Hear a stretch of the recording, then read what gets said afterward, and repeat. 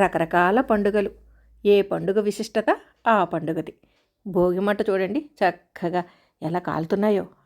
ఆ పిడకలు, కర్రలు ఇవన్నీ ఎర్రా గార్డెన్స్ దగ్గర నుంచి అంటే సైట్ ఉంది కదండి, అక్కడ మామిడి కొమ్మలు, తాటి కమ్మలు ఇవన్నీ తీసుకొచ్చి వేసామన్నమాట. చక్కగా కాలినవి. దాంట్లో భోగి పిడకల దండలు కూడా వేసామండి.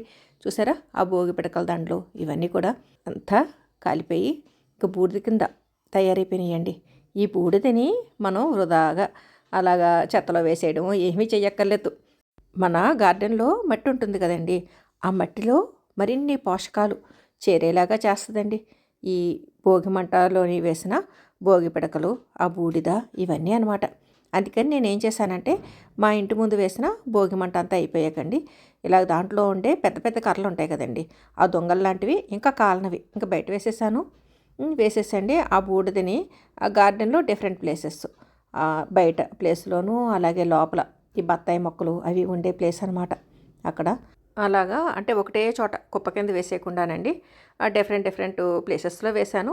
ఆ తర్వాత మొత్తం ఈ నేల అంతా పరుచుకునేలాగా నేను స్ప్రెడ్ చేస్తానండి. ఇక్కడ దొండపాదు ఉందండి, అందుకని దొండపాదుకి ఉపయోగపడుతుంది కదా అని నేను ఈ ఏరియాలో కూడా వేశానన్నమాట. అన్ని మొక్కల కంటేనండి దొండపాదుకి ఈ బూడిద చాలా చాలా ఉపయోగం. అంటే సాయిల్లో వేయడం వల్ల మనకి నష్టం ఏమి ఉండదండి. చక్కగా మనకి మట్టిని సారవంతంగా ఉండేలా చేస్తుందన్నమాట. భోగి హడావుడి అయిపోయిందండి. భోగి మంటలో మళ్ళీ ఆ బూడిదని ఆ మొక్కల్లో వేసుకోవడాలు ఇవన్నీ. ఇక్కడ ముగ్గులన్నీ మా నాగమణి పెట్టిందండి. మంచి సరదాగా ఓపికగా పెట్టింది. బాగున్నాయి కదండి.